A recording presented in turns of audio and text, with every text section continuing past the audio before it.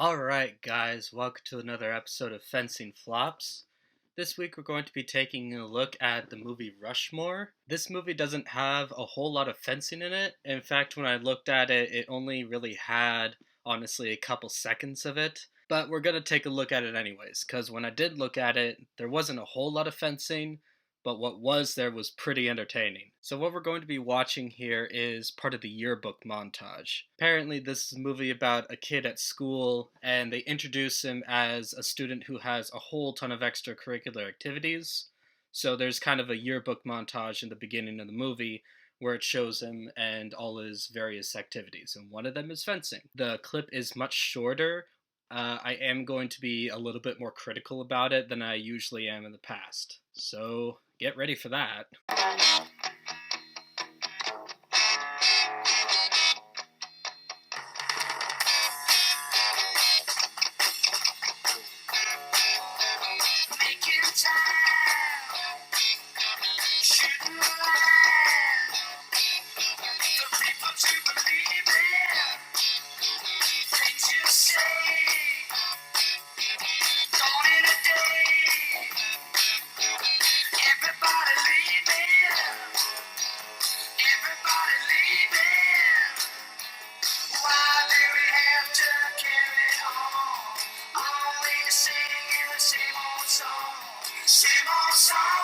Same old song.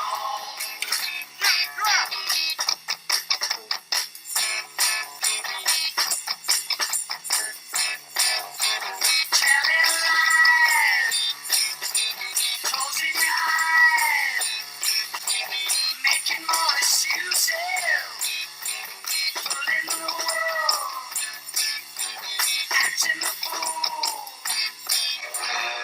So let's take a closer look at it. I'm gonna have to start going frame by frame because it happens in such a short amount of time.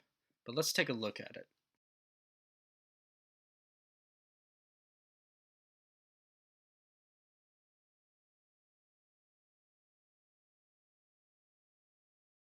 So, right off the bat, their form is absolutely terrible. What's weird about this is it looks like he's fencing a little kid, but I could be wrong about that. I'm sure everyone's met a student at their regular high school, or actually, I'm not even sure if this is a high school, it might be a college. But either way, everyone knows someone who looks way too short to be in the year that they're in. That could be the case here. But I do know that sometimes university fencing clubs or high school ones sometimes allow fencers from outside to participate, especially if there's not a local fencing club nearby. So that could be the case here. But what's really odd is, I mean, the fact that he's supposed to be the team captain and his form is just so terrible. The two things that I see immediately without him moving are, first of all, his feet.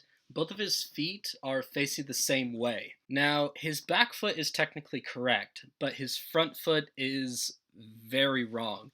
Your front foot is supposed to be facing forward, so your feet should be lined up. So if you were to bring your front foot back all the way, your heels would match with each other. But your back foot should be pointing off in one direction, and your front foot should be pointing forward. So your two feet should form a 90-degree angle, and then your torso is 45 degrees from that. So immediately that's the first thing that's wrong. Now the thing is, you really want to maintain that. You want to make sure that you develop the muscle memory to keep your stance that way. Because the thing is, your back foot is very important in terms of just movement, balance, and also pushing off to be able to have sufficient speed and attack power in terms of just lunging, fleshes, and stuff like that. So it's splayed at that angle in order to be the most effective. The front foot is very useful for control. And one of the reasons you really want to keep it forward is because it helps keep everything else in alignment. It helps make sure that your leg is positioned properly because your front leg is going to be moving in a back and forth motion. It should never go off to the side. So if your foot is positioned properly, then that means that your leg, your knee, and then everything else stays where it's supposed to. The thing is, once beginners start to let their front foot drift over to the side like that, then that's something that's immediately noticeable because their leg starts to follow, and then their torso starts to follow, and then their arm starts to follow, and they even start facing the wrong way.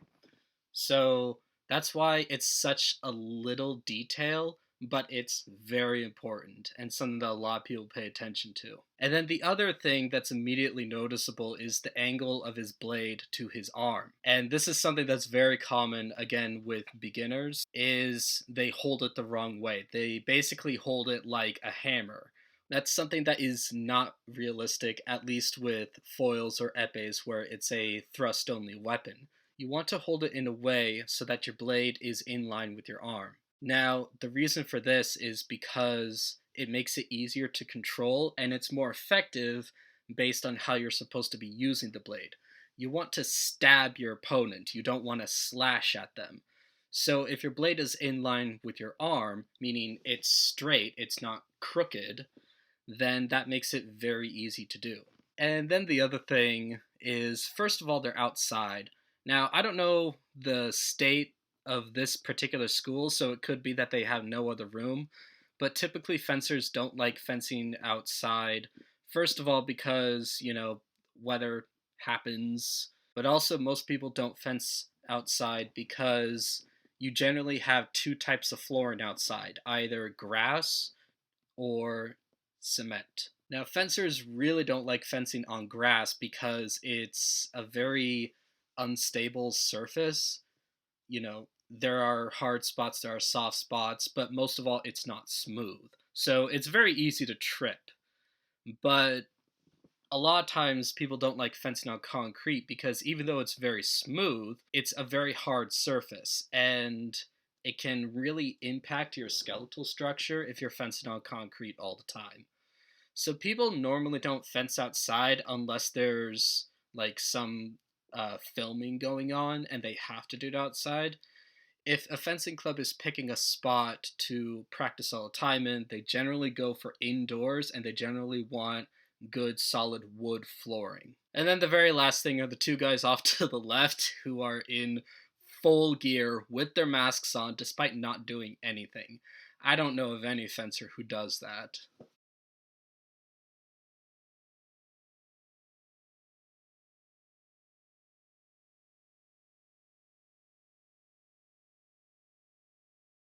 And then that weird move. The thing is, it looks like two people were given blades, suited up, and then told to just kind of do whatever. It looks like they never actually received any lessons, more like they just watched some clips of fencing or something and decided to do that because they have no semblance of what they're actually supposed to be doing. They don't know how to engage their opponent other than you go forward and I go back, and then I go forward and you go back, and then we just do the same thing over and over. I get there are some bouts where it looks like that, but that's not how you actually fence each other. There's a certain way to engage your opponent, and this is not it.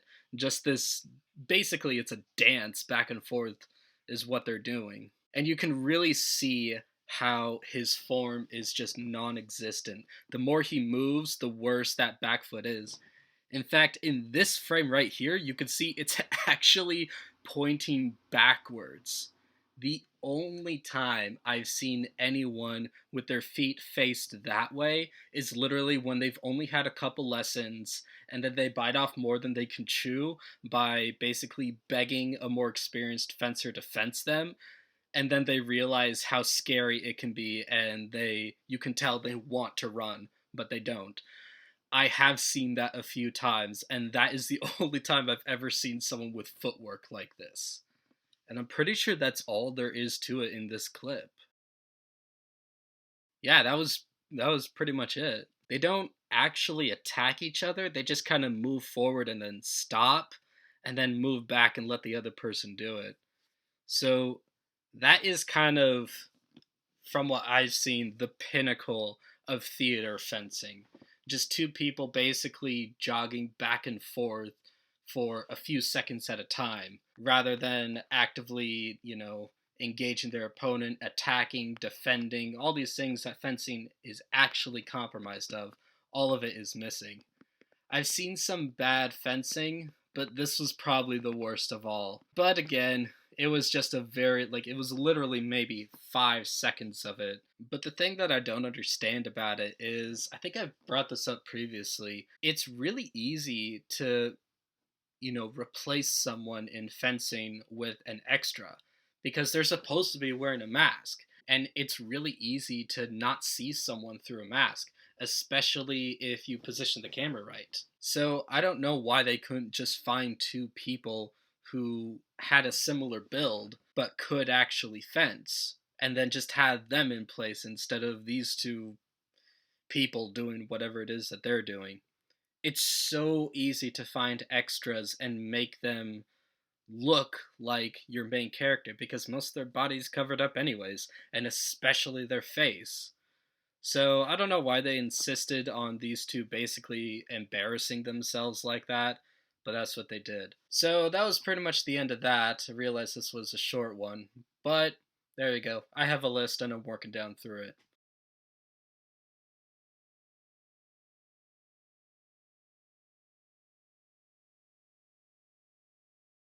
Thanks for watching, and I'll see you next week. Bye.